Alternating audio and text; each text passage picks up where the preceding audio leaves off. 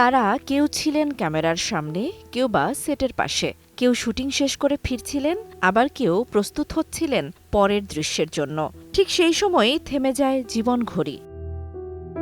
Bruce লির ছেলে Brandon লি মাত্র ২৮ বছর বয়সে দ্য ক্রো সিনেমার সেটে মারা যান। খালি থাকার কথা থাকা বন্দুক থেকে বের হয়ে আসে গুলি, লাগে তার পেটে। এরপর তাকে হাসপাতালে নেওয়া হলেও প্রাণে বাঁচানো যায়নি। সিনেমার শেষ অংশে ব্যবহার করা হয় বডি ডাবল ও ভিএফএক্স। তবে প্রশ্ন থেকেই যায়, সেই বন্দুকে গুলি এলো কিভাবে?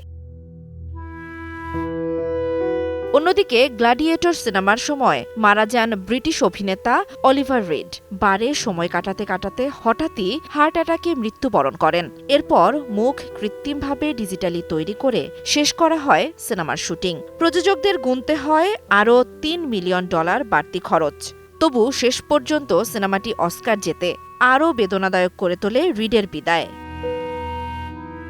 সবচেয়ে আলোচিত মৃত্যু হয় মেরিলিন মনরোর। ১৯৬২ সালে মাত্র ৩৬ বছর বয়সে লস অ্যাঞ্জেলেসে তার মৃত্যু হয়। কারণ হিসেবে বলা হয় অতিরিক্ত ঘুমের ওষুধ। কেউ কেউ বলেন আত্মহত্যা। ব্যক্তিগত জীবনের হতাশা, প্রেম এবং জন এফ কেনেডির সঙ্গে কথিত সম্পর্ক সবকিছুই এই মৃত্যু ঘিরে তৈরি করে রহস্য। তার শেষ cinema something's got to give আর কখনোই মুক্তি পায়নি।